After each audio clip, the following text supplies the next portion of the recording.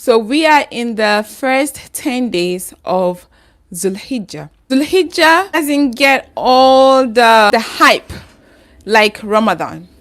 Doesn't get all of that. Why? Because we don't know the virtue of it. We don't know how blessed these first 10 days of Dhul-Hijjah are. But now we know. As we know, Dhul-Hijjah is the month that Allah has made one of the 5 pillars of Islam to be established in. So we have 5 pillars of Islam. We have shahada, we have salat, we have som, we have zakat, we have hajj al-bayt al-haram. So shahada is the testimony that Allah is one and there is no other God but Allah. And the Prophet Muhammad sallallahu alaihi wasallam is his messenger. And then we have salat. Salat is one of the biggest pillars of Islam. Without salat, we are not Muslims, right? So salat is one of the pillars that Prophet Muhammad sallallahu alaihi wasallam actually traveled. Isra wal Miraj actually traveled from this dunya to go and get this salat for us. Okay, to get salat for us. So that's very important. If you don't pray salat and you are not establishing your 5 daily prayers, that is an issue, very big issue, because that is a big journey. That Prophet ﷺ was in his bed and he was waking up by Angel Jibril to wake up. Wake up, we have a journey to go to. We have to go and receive a beautiful pillar of Islam to bring to your ummah. So that's beautiful. And salat is very important. So if you are not establishing your salat, please, this is the time in this first 10 days of Dhul-Hijjah. This is the time to sincerely close your eyes and open your heart to pray to Allah. Wherever you are watching me or you are watching something else right now, and then you are multitasking, you're doing something else, please, this is the time to just pause and take a deep breath and pray to Allah in this first 10 days of Dhul-Hijjah. That is one of the best days in the entire year, okay? One of the best days in the entire year, before I even get to that. And commit to saying dua to Allah, that Allah make you to start establishing salat. Not only establishing salat, but establishing salat on time, establishing salat the way it's supposed to be done. Okay, establishing salat the way it is supposed to be done. And may Allah accept your prayers. May Allah accept all of us, our prayers. We are all sinners. Sometimes this kind of lifestyle that we have, the go-go life, the not relaxed life, the busy life, the stressful life, and everything else does not allow us. And also the life that it is not based on the system of Islam, because we are in the West. A lot of the time some things don't favor us Islamically, so it is hard. May Allah make it easy for all of us, and inshallah may Islam take precedence in our lives rather than everything else that revolve around us, that we get very busy in, that we get too much committed into rather than what we are supposed to be committed into. And then the third pillar of Islam is Som. Som is when we fast 30 days, 29 days or 30 days in Ramadan. And in Ramadan, we also have last 10 days of Ramadan. That is one of the best days, right? One of the best days of Ramadan, right, is the last 10 days of Ramadan. And we have Laylatul Qadr in it. And Laylatul Qadr is one of the best day of the year as well. And then after Saum, we have Zakat. Zakat is when we give charity and we give Zakat. We take part of what we have made for the whole entire year and we give it out to people who need it, right? And then we have Hajj. The Hajj is also the last pillar of Islam, and that is obligatory on those who are able to go, those who are able to embark on that pilgrimage. But remember this, or know this, during Hajj, we do a lot of things that are all part of the 5 pillars of Islam. During Hajj, we testify that Allah is one, there is no association to him, and the Prophet ﷺ is his messenger. During Hajj, we do salat, a whole bunch of salat. We do nawafil, we do you are not exempted from doing your 5 daily prayers. You do that, and then you amplify it with the sunnah as well, all the sunnah and the nawafils. And tahajjud even. You don't get tired. Imagine when you go to Hajj, you go to Makkah, it's like you would never get tired of ibadah. It's all the time you want to do ibadah. You want to be in Masjid al-Haram and pray and do adhkar and recite the Quran. It's so sweet. It's so pleasurable. It is not tiring at all. May Allah make it easy for all of us who have that intention to visit his house again, to visit his house. And then Allah should make it easy for those who have never visited his house, who have never taken the pilgrimage before, to be able to take the pilgrimage as easy as that, and may our pilgrimage be accepted. Those of the people who have gone for Hajj this year, may Allah accept their Hajj and make it Hajj Mabrur, and it's like invite them again to his house, to his beautiful smelling house. Beautiful. All right, so salat is in Hajj, right? Salat is in Hajj. Like when you go to Arafah, you have to do nafila. No, the nafila, you have to do that. After all your adhkar, after all your dua, after all of that, you have to do that, right? And then there is the slaughter. The slaughter of the qurbani, when you do that, is to share it to other people. That is kind of a form of giving charity, kind of a small way of giving zakat. That's part of Hajj, right? Okay.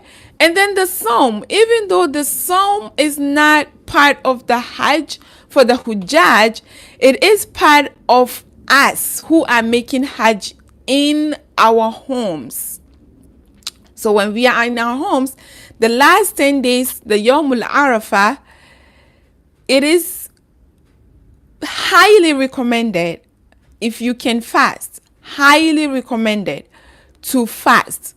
If not even, like, if you are able to fast, it's like, please fast. Like highly sunnah of the Prophet to fast.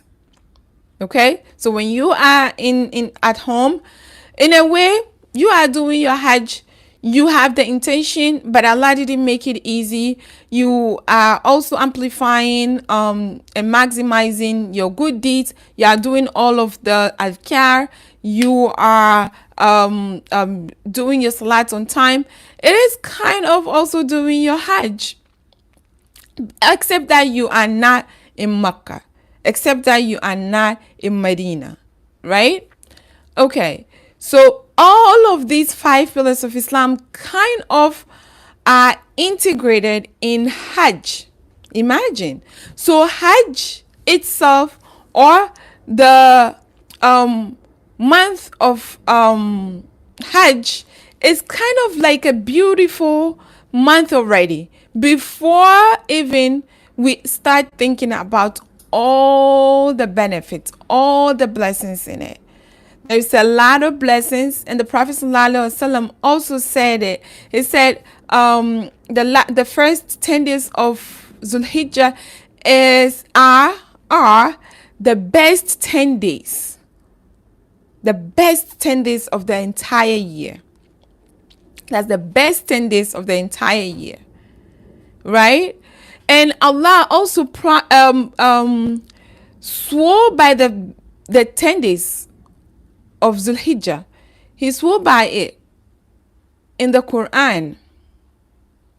Right? In Surah Al-Fajr, it said, وَالْفَجْرِ وَلَيَالِ الْعَشْرِ. That's the layali al-ashr is referring to the first 10 days of Dhul-Hijjah. And Allah does not just swear by anything just for the fun of it. He swears by things because there is a reason, because there is a it has a monumentous reason for it, right? So swearing by it makes it even more beneficial, make it even more big deal, right? So what are we supposed to be doing when we are in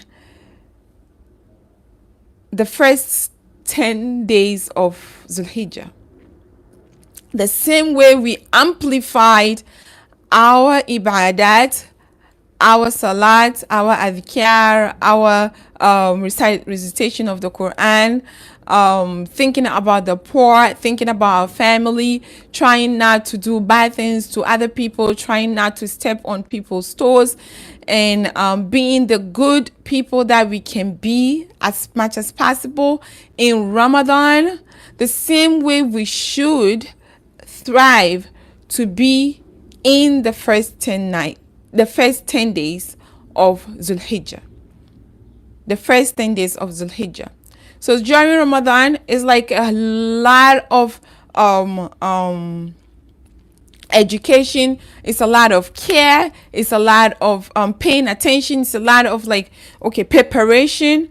The same preparation that goes in Ramadan should be the same preparation for Dhul-Hijjah, the first 10 days of Dhul-Hijjah, or even more, because all the 10 days are virtuous. All the 10 days of Dhul-Hijjah, the first 10 days of Dhul-Hijjah are virtuous, right? So amplifying your adhkar whilst you are cooking as a mother, whilst you are changing diaper as a mother, whilst you are nursing as a mother, whilst you are thinking about cooking, whilst you are thinking about your work, your job, your employment, your business, try to remember and just take a deep breath and say astaghfirullah al-azim, or you say la ilaha illallah waḥdahu la shareeka lah, lahul-mulku, lahul-ḥamdu, huwa alaa kulli shay'in qadeer, or you say Allahumma salli ala Muhammad wa ala ali Muhammad. You say that. Very, very important. You have the tasbih counter, you continue to do that. Or you even have the tasbih, you do that. Because sometimes when we rely on our fingers, we forget, because our fingers get occupied. So try as much as possible to amplify and increase that, maximize that. Your Quran, try to take advantage of it. The 10 days are not just for enjoying what the people are doing around the Kaaba, circumambulating and watching them. We have to also take part whilst we are at home. We also have to take part whilst we are at home. So whilst they are circumambulating, we also have to do the azkar and say stuff, okay, and maximize what we are doing. If you can do tahajjud, please wake up and do tahajjud.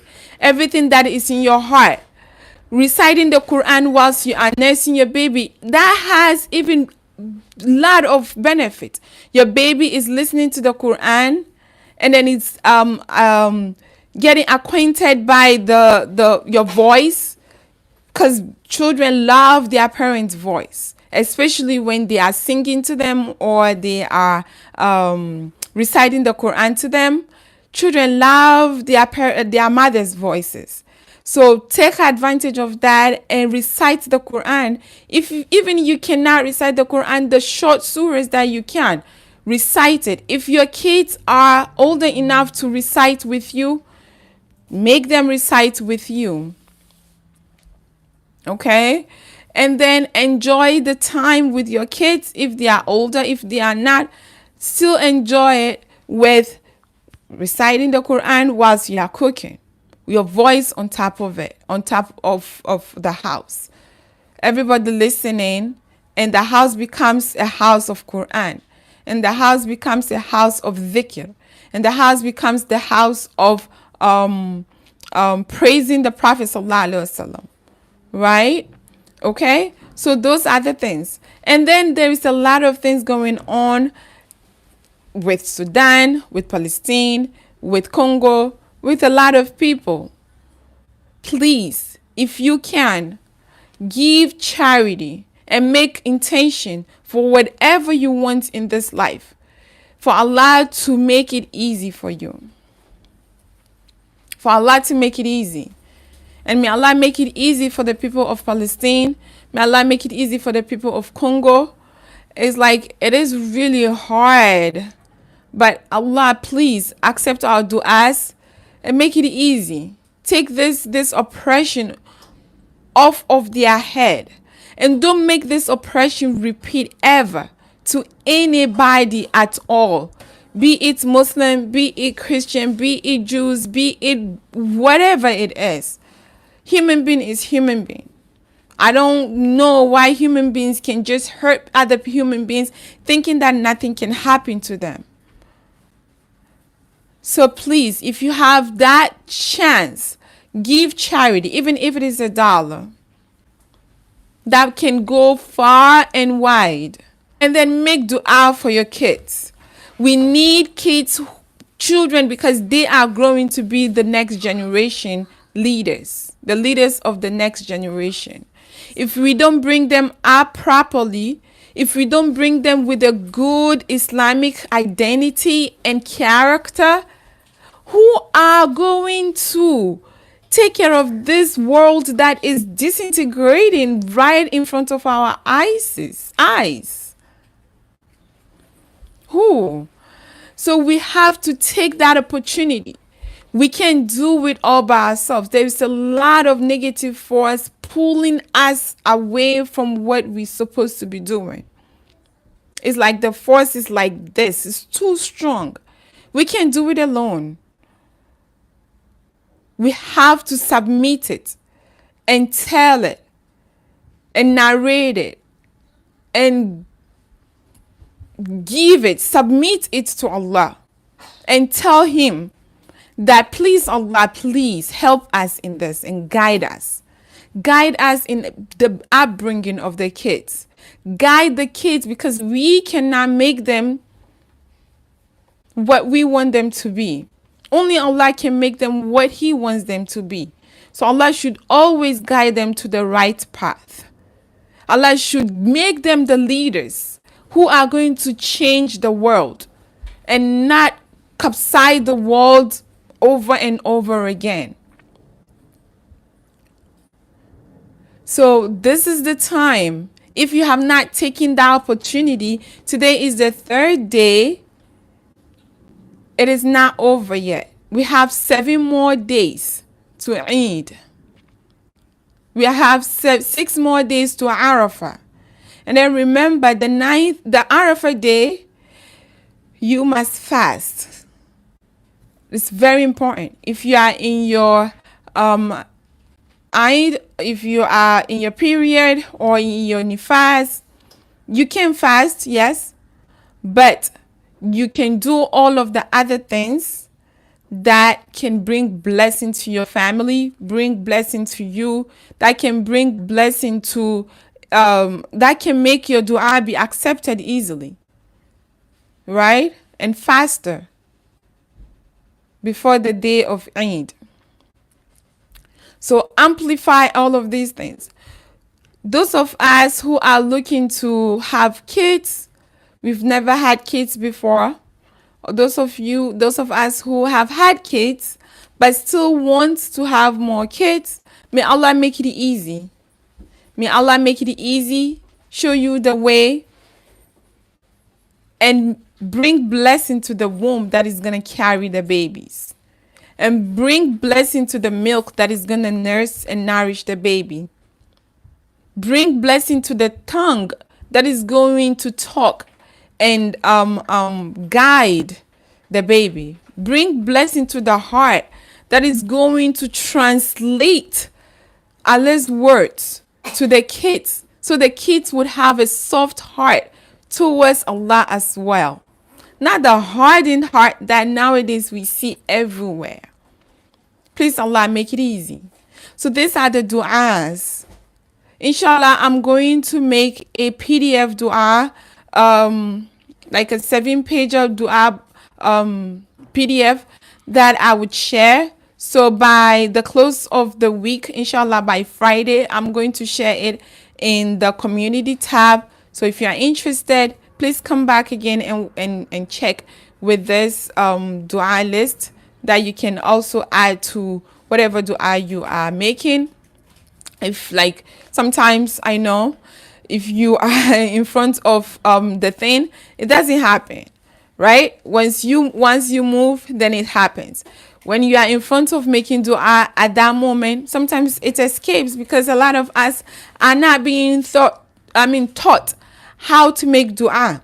So before we even bring our thoughts together and bring all of everything that we need to say to Allah, it's like it's evaporating. Our thoughts are evaporating. Our words are really not coming out. So maybe a template can help. When you start with the template, then that would carry you through to continue with what is going to come out from your heart to your tongue and to your ears, and Allah is going to hear and listen, inshallah. So those are the things that you need to be doing. Please limit the social media. Social media would be there after the 10 days. Social media will still be there after all this period. Beautiful, beautiful period that we are in. Beautiful, beautiful first 10 days of Dhul-Hijjah. Social media will be here. All the other things will be here. Everything else that is dunya related will be here waiting for us. So try as much as possible to wash away, to move, push away all those other things that are distracting. And please get into yourself. Go back into yourself. Go back in and look through with all the du'as, with all the adhkar, with all the beautiful things that you even think of Allah. Not only dua for yourself and your family and for other people and for our deceased. We have to also remember them in dua. Because one of the ulama I heard, he said dua is the food and the nutrition for the deceased person. That is what the deceased person eats to nourish himself in the grave. So if a deceased person does not get the dua of his children, of his wife or wives, of his family members, of other Muslims, brothers and sisters, then he's going to be starving in the grave. Just as when we don't have enough food, even if you have enough food and the food is not nutritious, you will starve. You will either have obesity or malnutrition. It's the same thing. So we have to always remember them and pray for them. Even if you don't have anybody in your family, remember all the other people from the time of Adam, alayhi salam. Everybody who is deceased, increase and put them in your dua. Make dua for them. And I'm going to also take the opportunity to make dua for my dad, my father who passed away last month. May Allah give him Jannatul Firdaus. May Allah make it easy for him in the grave for the answering the questions that he's gonna be asked. May Allah give him the tongue and the words to answer it the way he's supposed to answer. May Allah forgive him and grant him Jannah. Ya Allah, we ask you to forgive all our deceased and grant them Jannah. Give them peace in the grave. Give them tranquility in the grave. Give them coolness in the grave. And then protect them from the punishment of the grave. Ya Allah, we ask you. The virtues of these 10 days is numerous. It's so much. If you have done Hajj before, you would know and understand what I'm going to say right now. When you get to the Mount of Arafah and you see the mountain and you climb on it and you see how vast the sky looks and the environment looks, I feel like crying right now. You would know definitely that Allah exists. You will know definitely that Allah is like has descended to the lowest. Allah is accepting your prayers. You will feel it. You will cry tears of joy. You will cry tears of acceptance of dua. You will cry like mixed feeling, everything. You would just have like this beautiful feeling in your heart that you might have never felt it before. It's just amazing feeling. May Allah make it easy for everybody to go to Hajj and experience the beautiful feeling of going to Hajj. And may Allah make us those people who want to go even more and more and more, to go for more and more and more. Ya Rab. It is beautiful. And then remember, on Yawmul Arafah, that's the beautiful dua that the Prophet ﷺ said, that you can make every dua that you want. You can make all the duas of all your family, your children, your kids, your dunya, your akhirah, your job, everything. You can't list them all. You cannot.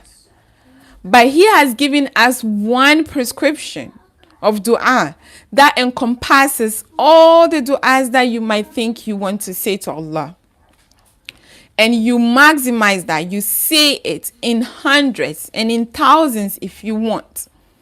And that dua is La ilaha illallah, waḥdahu la shareeka lah, lahul-mulku, walahul-ḥamdu, huwa alaa kulli shay'in qadeer. It looks like it's easy. It looks like it's a simple thing. But imagine what the meaning is. And that is more beloved to Allah than when you come and say, Allah, please give me this. Ya Allah, please give me that. Ya Allah, please make this. Ya Allah, please make that. This is a dua that encompasses everything that you would even stand and say to Allah. And what does it mean? It says none has the right to be worshipped except Allah. So you are again going back to the testimony. You are taking a testament that Allah is just one. There is nothing that you are associating with him. You are giving in and you know that he is your creator. He is the creator of everything around you. And he is the creator of what nourishes you. What keeps you alive. Right? He's the creator of the food that we eat. He's the creator of the air that we breathe. He's the creator of the sun that we have food from. He's the creator of the sun that gives us what? Vitamins and vitamin D and everything else. That is even this limited thing that I'm mentioning. And how about the unknown knowledge that Allah has hidden from us? What the benefits of the sun is, what the benefits of the wind and the air is, what the benefits of rain is. He created everything that surrounds us. He created everything.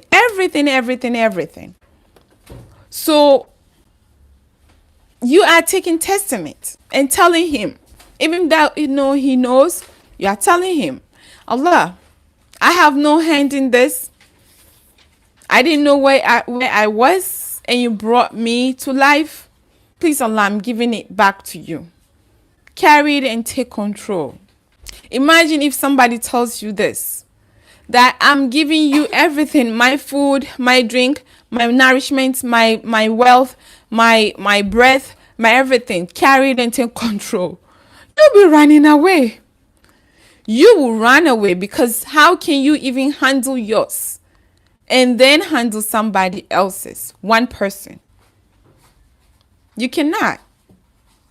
You will be tired. Even if you take that challenge for a day, 2, 3, 1 year, you will be tired and you will be running away. You can't handle it, right? But unless Allah is what?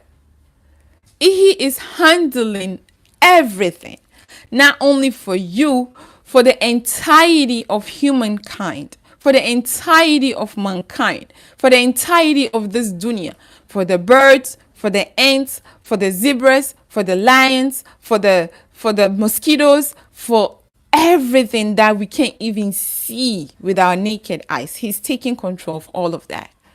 Imagine. So that's the testament you are saying. There's none above Allah. There's none to be worshipped except Allah. Right? Alone. There is no partner. There's no mixing and matching. Today you are this, today is that. Today, no.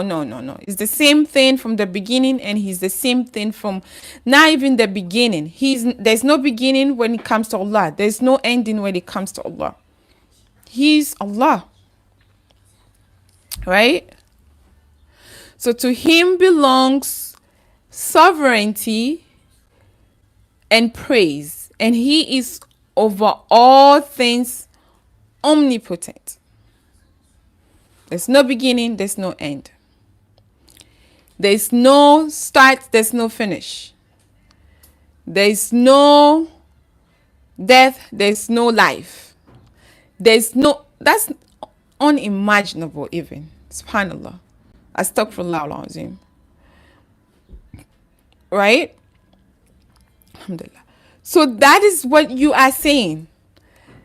There's nobody worthy of worship, worthy of your time, worthy of your heart, worthy of your soul, worthy of your attention, worthy of your focus, except Allah.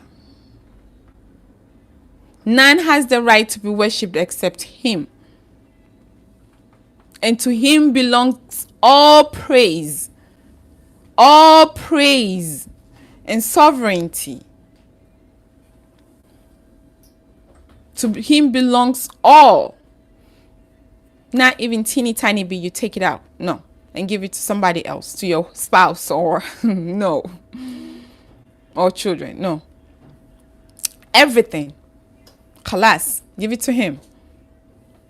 Okay? And he is over all things omnipotent. So I'm going to repeat the dua in Arabic again. It says, La ilaha illallah, waḥdahu la shareeka lah, lahul-mulku wa lahul-ḥamdu wa huwa alaa kulli shay'in qadeer. You say this again and again and again and again on Arafah. Because Prophet Muhammad said that is what he and the predecessors of prophets and messengers said on the day of Arafah. And he prefers to say this, and he is recommending, telling us to say it. Okay? All right. So that is it. Okay? That is what the dua is. I'm going to repeat it again. La ilaha illallah, waḥdahu la shareeka lah, lahul-mulku wa lahul-ḥamdu wa huwa alaa kulli shay'in qadeer. And the meaning is, none has the right to be worshipped except Allah alone, without any partner. To him belongs sovereignty and praise, and he is over all things omnipotent. So if you don't know how to say this, I have also posted this in my community tab. It is saved and I scheduled it, so I will make it available inshallah tomorrow. I'd wanted it to be posted on Arafah day, but I'll make it available inshallah for everybody to benefit from, and then start saying it. It doesn't have to be on Yawmul Arafah already. You can start saying it today, right now. Okay? As a matter of fact, I'm going to make it available today, right now after this live. So I hope you have picked one or two in this da'wah, in this lecture that I have given you about Dhul-Hijjah. We used to think that Dhul-Hijjah is just when it gets to Arafah day, people take the Arafah, and there's the Eid day. We slaughter the sheep or the goat or the cow or the camel, depending on where you find yourself in. If you have availability, access to camel, you do that. But it's more than that. Okay? So Dhul-Hijjah doesn't get all the measure and all the hype like Ramadan. Doesn't get all of that. Why? Because we don't know the virtue of it. We don't know how important and how blessed these first 10 days of Dhul-Hijjah are. But now we know. So the first 10 days of Dhul-Hijjah, all the 10 days are very important, are beautiful, are full of blessings, are those days that Allah accepts du'as easily. And you know, in Islam, we know that there are certain times and certain periods that Allah accepts dua easy, possibly, like very, very fast, right? One of the time is in Dhul-Hijjah. Allah accepts du'as like this, with the speed of light. And on Yawmul Arafah, like this. On Laylatul Qadr, that night of decree, like this, right? And he descends a whole lot of his angels to accept the du'as and to accept and to take our decree up to the heavens, right?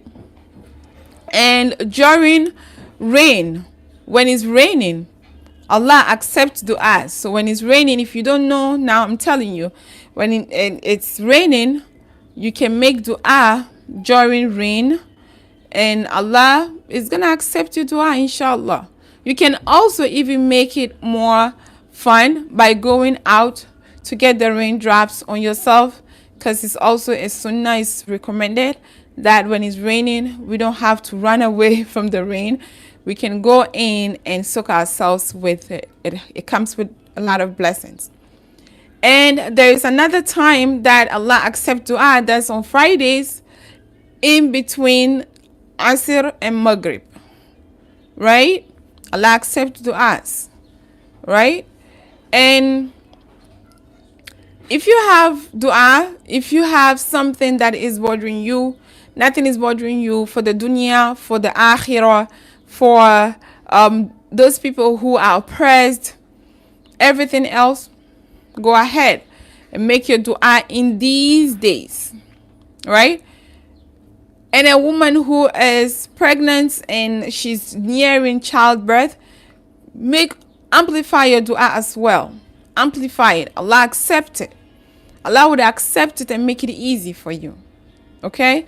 So I think I'm going to call it a day. It's getting too long. It's almost 70 minutes of life straight talking. I hope you enjoyed this video and you've learned one or two. Inshallah, please don't forget to check the post about the Yawmul Arafah dua that I have already said I'm going to share. And may Allah increase us in iman and protect us from the fitna of the dunya and the fitna of the unseen that we don't know, and those that we know, and those that come from us as well. So until next time, inshallah, stay blessed and be in the best of health and iman. Assalamu alaikum wa rahmatullahi wa barakatuh.